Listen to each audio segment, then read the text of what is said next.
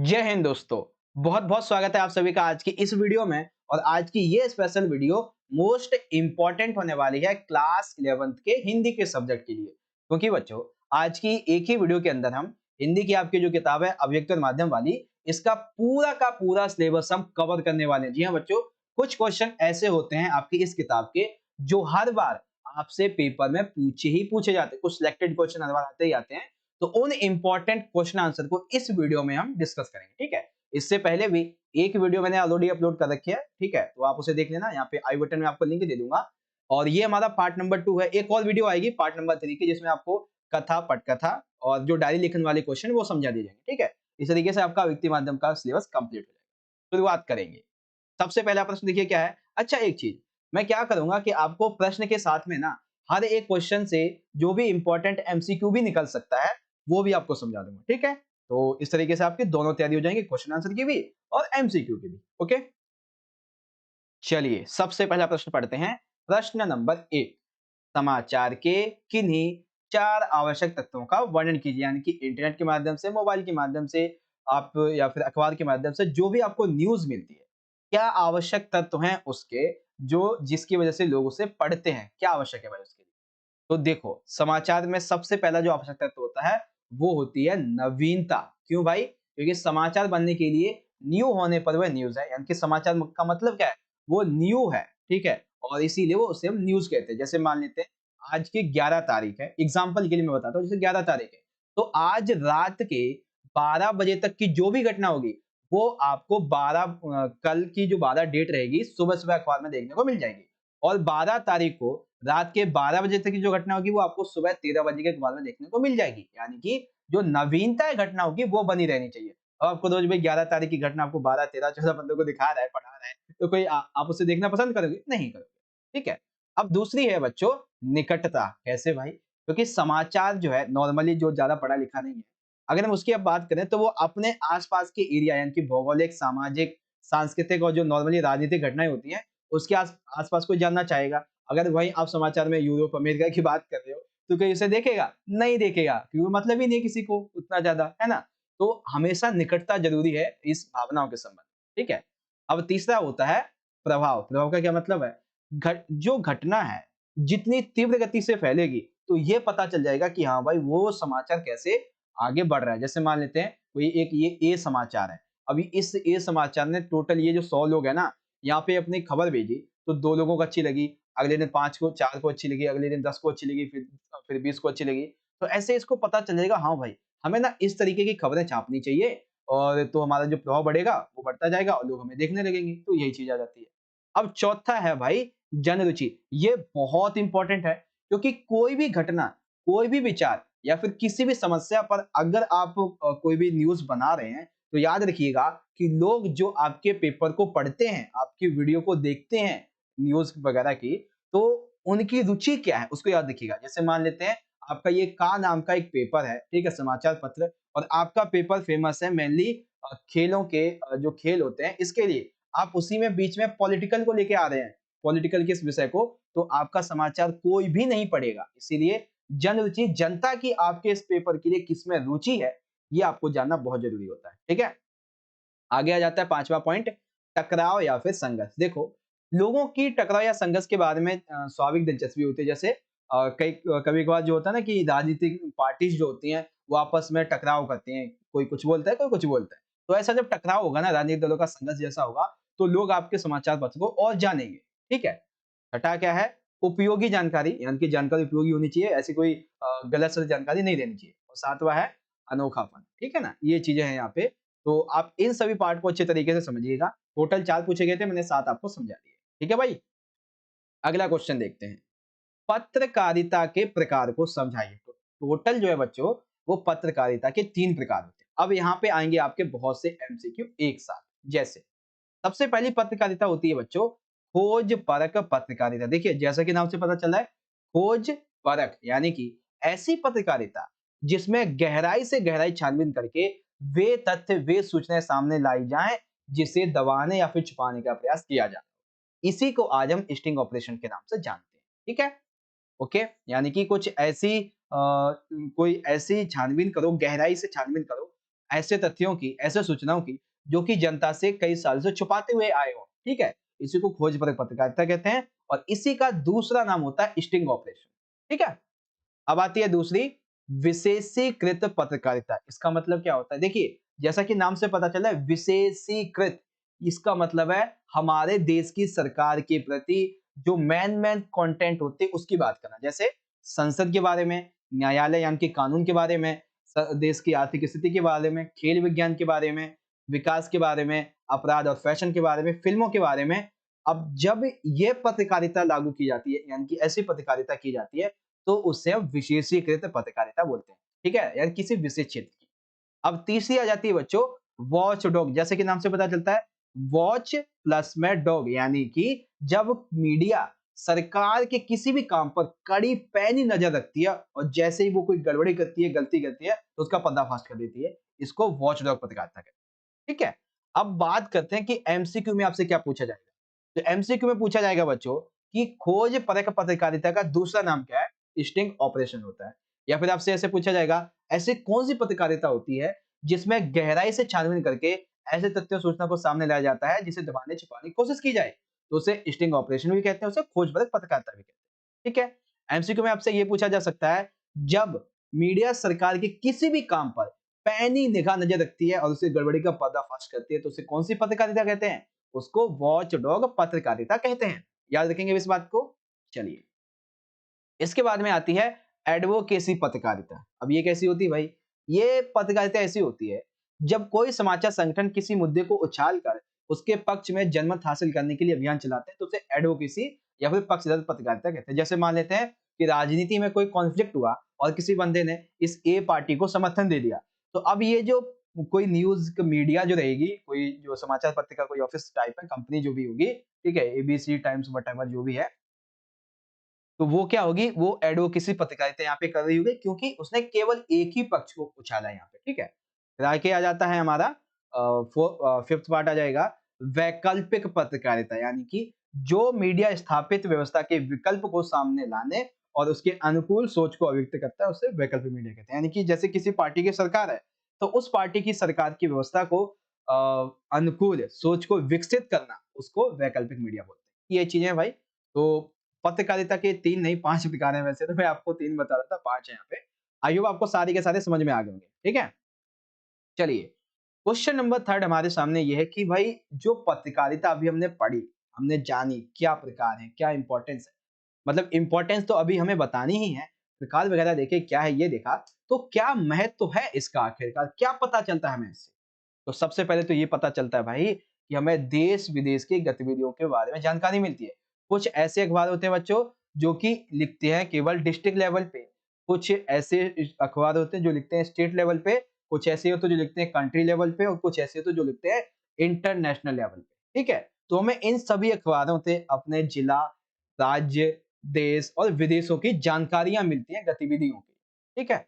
दूसरा, जन सामान्य से उसके कर्तव्य और अधिकारों की जानकारी मिलती है, यानी कि लोग क्या कर रहे हैं, उससे उसके बारे में जानकारी मिलती है। साथ ही तीसरा ये है, हमें इससे रोजगार के अवसर मिलते हैं। क्यों भाई? क्योंकि जब लोग पत्रकारिता को समझेंगे, तो इससे देखो काम करने वाले लोगों जो ये पत्रकारिता जहाँ पे छपेगी सिंपल सा, ठीक है? वहाँ पे काम करने वाले लोग भी आएँगे, वहाँ पे मशीन जो चाहिए होगी उसमें काम करने वाले रोजगार भी लोगों को रोजगार भी मिलेगा। लोग पढ़ेंगे, तो उसकी वजह से और लोगों को भी रोजगार मिलेगा, तो ये चीज़ें आ जाती हैं, ठीक है? हालाँकि उसके लिए पेड़ वगैरह काटने पड़ेंगे, वो बात अलग है, लेकिन यहाँ पे जब मैथ की बात करें तो हम यहाँ पे ये लिखेंगे, ठीक है? चौथा क्या है, युगीन समस्याओं को जनता से जोड़ती है, यानी कि उस समय की जो रियलिटी की घटना घटी है, उससे जनता को जोड़ती है, ठीक है? पाँचवाँ, राष्ट्रीय चेतना सशक्त होती है, यानी कि हम अपने देश के बारे में सोचना और ज़्यादा मजबूत कर देते हैं अपनी, और साथ ही छठा है, मानव कल्याण को प्रेरणा देती है, ठीक है? तो ये हैं पत्रकारिता के कुछ ज़रूरी महत्व। चलिए, आगे बात करेंगे। क्वेश्चन नंबर 4 हमारे सामने है बच्चों। अच्छा, स्टार्ट करने से पहले एक चीज़ कि अगर आप सभी को अभी तक की वीडियो अच्छी लगी है बच्चों, तो आप वीडियो को जितना हो सके आप उतना लाइक कीजिए, क्योंकि आप जितना ज़्यादा लाइक करेंगे, उतना ही ज़्यादा हमारा और भी मोटिवेशन बढ़ेगा ऐसी वीडियोज़ को बनाने के लिए, ठीक है? और साथ ही आप इस वीडियो को जितना हो सके अपने दोस्तों के साथ में ज़रूर शेयर करें। बाकी आपसे मिलते रहेंगे अगली वीडियोज़ में, तब तक के लिए अभी दोबारा से शुरू करते हैं, ठीक है? बच्चों को लग रहा होगा वीडियो एंड हो गई, नहीं। क्वेश्चन 4th है, पत्रकारिता में पीत पत्रकारिता तथा पेज 3 में अंतर स्पष्ट कीजिए। तो आपसे 2-2 नंबर में, 3-3 नंबर में ऐसे पूछा जा सकता है, पीत पत्रकारिता क्या है या फिर पेज 3 क्या होता है, ठीक है? तो पहले बात करते हैं पीत पत्रकारिता। देखो, ये जो पत्रकारिता है, ये सनसनी फैलाने का कार्य करती है।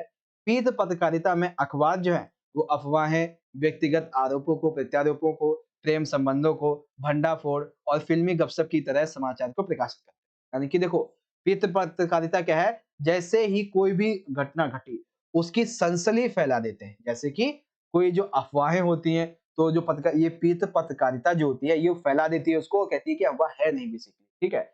जैसे कोई पॉलिटिकल लीडर्स हैं, ये एक-दूसरे पर आरोप लगाते हैं, इसकी पार्टी ने ये बोल दिया, इसकी पार्टी ने वो बोल दिया, तो ये उसको फैला देती है। किसी बड़े-बड़े अभिनेता के या हीरोज़ के या राजनीति की किसी की जो नाजायज़ संबंध निकल जाते हैं, प्रेम संबंध, तो उसको फैला देती है। किसी के अच्छे प्रेम संबंध होते हैं, तो उसको फैला देती है, ठीक है? और जो भी सरकार होती है या फिर कोई भी बड़ा-सा भांडाफोड़ करना होता है, तो इसी पत्रकारिता में देखा जाता है। फ़िल्मी गपशप को इसी में दिखाया जाता है, ये चीज़ें आती हैं, ठीक है? लेकिन जो पेज 3 पत्रकारिता है, ये थोड़ी अलग होती है। इसमें क्या होता है, इसमें फ़ैशन के बारे में, अमीरों की पार्टियों के बारे में, अमीरों की महफ़िलों के बारे में या फिर जो जाने-माने लोग होते हैं, इनके निजी जीवन के बारे में बताया जाता है। जैसे आज के टाइम पे आप यूट्यूब पे बहुत से वीडियोज़ देखते हैं, जिसमें लोग कभी-कभी बड़े-बड़े जो अमीर लोग हैं, ठीक है, बड़े-बड़े बिज़नेसमैन हैं, उनकी बातें करते रहते हैं। आम तौर पर ये 3 पृष्ठ पर प्रकाशित होता है। समाचार का जो पेज नंबर तीसरा होता है, वहाँ पे आपको देखने को मिलेगा। इसीलिए इसे पेज 3 पत्रकारिता कहा जाता है। ये श्री नहीं, यहाँ पे ये 3 है बेसिकली, ठीक है? आजकल इसकी संख्या अलग भी हो सकती है क्योंकि आजकल तो और भी नई-नई चीज़ें ऐड हो जाती है इसीलिए, ठीक है?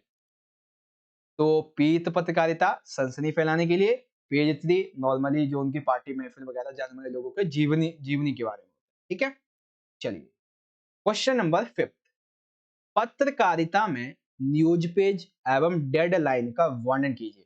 पत्रकारिता में न्यूज़ पेज क्या होती है और डेडलाइन क्या होती है, इसका वर्णन कीजिए। तो आइए समझते हैं पहले डेडलाइन को। देखो, कोई भी समाचार पत्र जो होता है, उस सभी को 12 बजे तक की जो घटनाएँ होती हैं, रात के 12 बजे तक की, वो लिखनी होती है। तो एक तरीके से समाचार माध्यमों में, यानी समाचार जो बेसिकली जहाँ पे छपते हैं, वहाँ पर 12 बजे की ये जो सीमा है, ये उनकी डेडलाइन है कि 12 बजे तक की जो भी खबर है, वो वापस से यहाँ पे छापेंगे। तो इसीलिए समाचार अखबार में या फिर प्रकाशित होने वाले या फिर प्रसारित होने वाले जो भी समाचार हैं, उनकी निर्धारित जो समय सीमा होती है, अंतिम समय सीमा, उसी को डेडलाइन बोल देते हैं, ठीक है? लेकिन न्यूज़ पेज थोड़ा अलग है, क्यों भाई? क्योंकि किसी भी मुद्दे पर लिखे जा रहे लेख या फीचर उस नवीनतम घटना का उल्लेख करते हैं जिसके कारण में मुद्दा चर्चा में है। न्यूज़ पेज क्या होता है भाई? न्यूज़ पेज बेसिकली एक ऐसा पेज होता है, जहाँ पे कोई ऐसा लेख या फिर ऐसा फीचर होता है जिसकी वजह से जो मुद्दा तेज़ी से फैला हुआ हो उसका वर्णन मिलना, ठीक है? इसी को न्यूज़ पेज बोलते हैं, ठीक है? अगला क्वेश्चन। क्वेश्चन नंबर है हमारे सामने 6, इसके बाद और आएगा क्या? हाँ, इसके बाद अभी और आएगा। चलिए, क्वेश्चन नंबर 6 हमारे सामने ये है। पत्रकारिता को यदि हमें और भी विशेष बनाए रखना है, पहले जैसा वैसा तो इतना ही है, और इसे अगर ज़्यादा बनाना है, अच्छा बनाना है, तो इसके संपादन यानी कि इसको छापने के लिए, लोगों तक पहुँचाने के लिए हमें किन-किन सिद्धांतों का पालन करना चाहिए? किन-किन सिद्धांतों की हमें आवश्यकता पड़ेगी?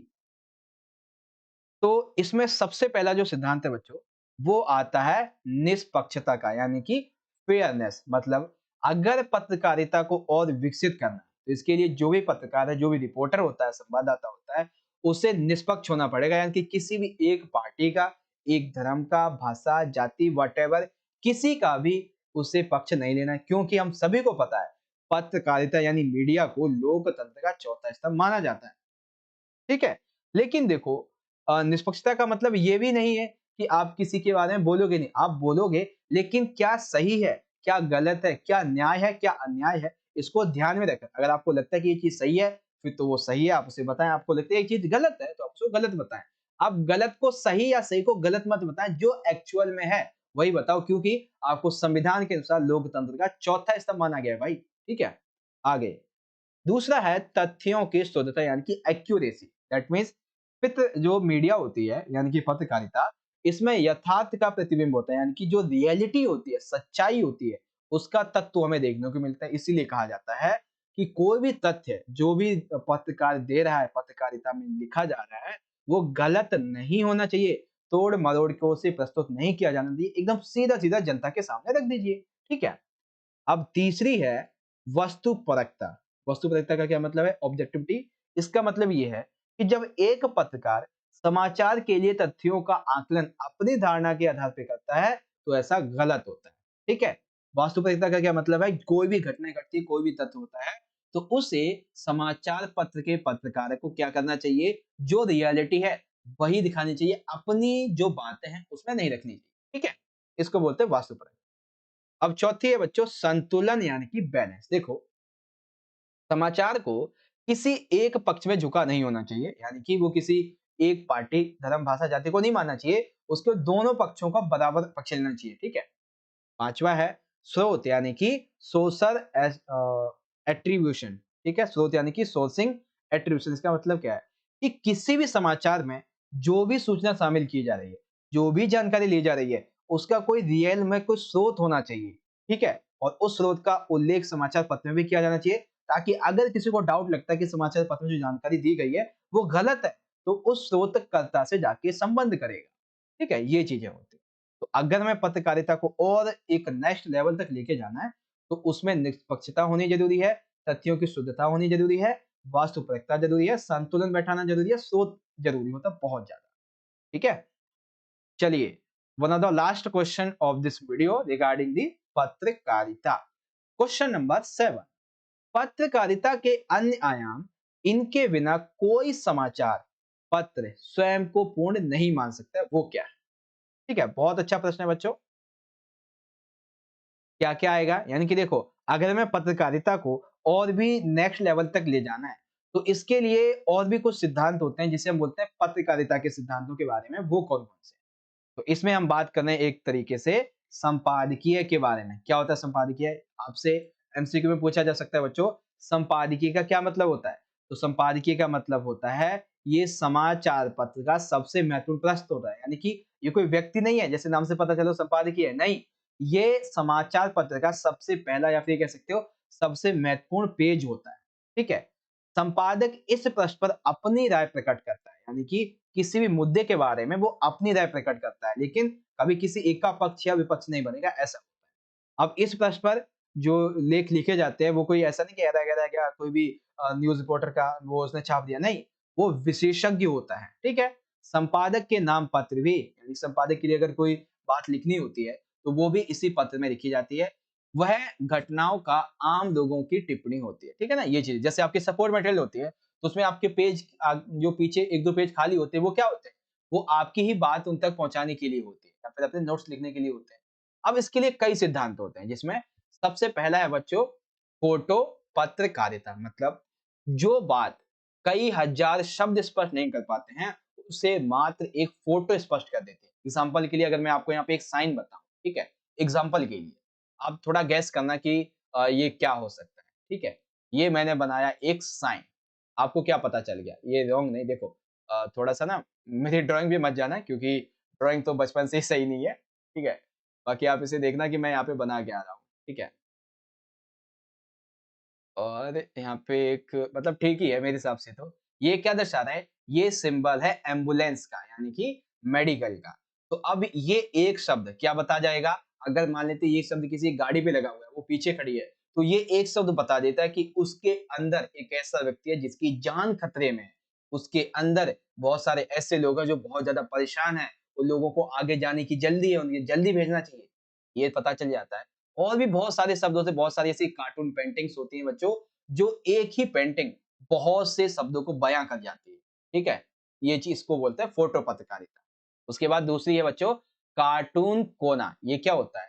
बेसिकली एक कार्टून के माध्यम से भी हम कई धारदार टिप्पणियां सीधे पाठक के मन को पहुंचा सकते हैं। जैसे कि आपने देखा होगा, आपकी जो पॉलिटिकल की किताब है 11th क्लास की, उसमें कोई सी भी आप बुक उठा लो, मेनली आपकी जो पॉलिटिकल की सेकंड वाली बुक है, उसमें बहुत से कार्टून दिए हुए हैं।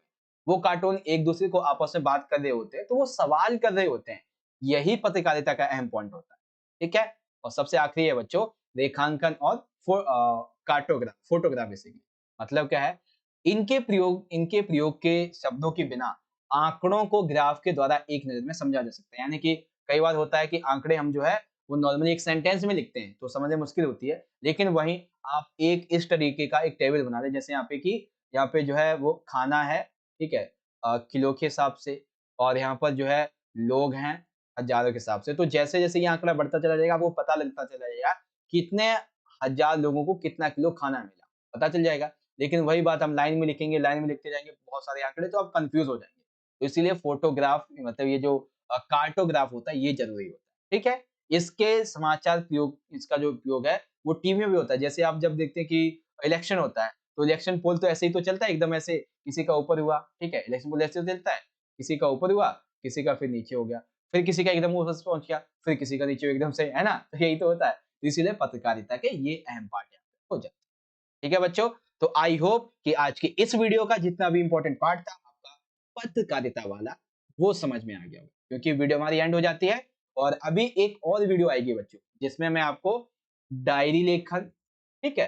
प्लस मैं आपका जो पटकथा वाला पार्ट है, वो समझा दूँगा एक ही वीडियो के अंदर, दोनों के दोनों पार्ट। वो वीडियो बहुत जल्दी लेके आऊँगा, तो आप उस वीडियो को भी ज़रूर देखना, वेट कीजिए, बहुत जल्दी वीडियो आ जाएगी। ठीक है? तो आप सभी को आज की ये वीडियो कैसी लगी बच्चों? आप हमें कमेंट करके ज़रूर बताइएगा। आपको वीडियो अच्छी लगी है तो जितना हो सके आप उतना इस वीडियो को लाइक करें।